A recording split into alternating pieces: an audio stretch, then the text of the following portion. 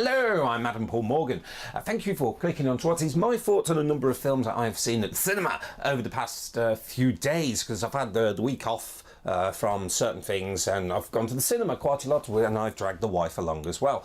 Now, the first film I want to talk about is Spider-Man Homecoming, which is the sort of Spider-Man's entry into this massive MCU universe, and people are saying it's pretty good. I've seen the film and it is pretty good. Tom Holland as Spider-Man, brilliant. However, despite Tom Holland as Spider-Man, I think the one person who who deserves the sort of the big credit for this film, I think more than anything, is definitely Michael Keaton. He's got this sort of dark side. It's really dark side, and I don't think the guy's got that much credit for that. For this brilliant Spider-Man film. And just going over the Spider-Man, it's edge of your seat, good action, very comical, very good acting, good action sequence. It's just generally good all round, and I really did enjoy myself, even though I wasn't expecting to. One of the big grumbles I had with the film was the trailer for Spider-Man Homecoming, and I just watching that trailer made me think, well, I feel like I've just watched the entire film now. No, there's a big twist. There's a big shock in the film, without giving too much away, that it's... If I told you, it wouldn't sound as good as actually watching the film. It's really good, and I know quite a few people who are avid fans of the comic books are going to have a whinge and are going to say, well, this wasn't what it was like in the comic books, but this is different. This is the on-screen version now. This is the Marvel Cinematic Universe, and it's...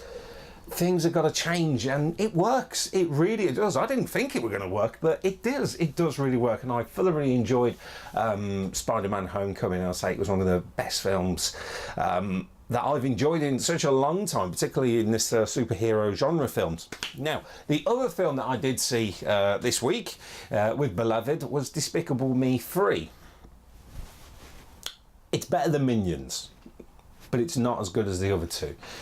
I don't know what it was missing, something about this. It had a sort of over-the-top villain, the sort of where Drew and the sort of story of what he's doing now is sort of being pushed forward. It just didn't work, and the funniest parts of the Despicable Me films that make these films work are the Minions, and I don't know, maybe the filmmakers thought they've overdone it with the Minions in that Minions film, which wasn't very good. I didn't enjoy it at all.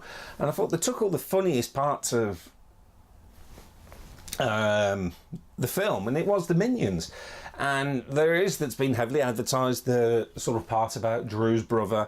It didn't work for me at all, and I was actually falling asleep during the cinema, but I never said that out loud. I just didn't think to enjoy it. Now, I think younger audience will probably appreciate it a little bit, but I think now you've done Despicable Me 3. I think it's time to call it a day. You've done your spin-off, call it a day with Despicable Me, because I can see it now, Despicable Me 4, Despicable Me 5, and they're just going to drag it out.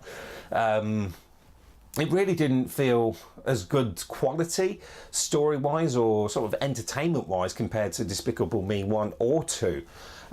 It just didn't feel right. There was a few funny moments with the Minions, which the bits where the Minions are in were completely funnier than anything that was in the Minions film.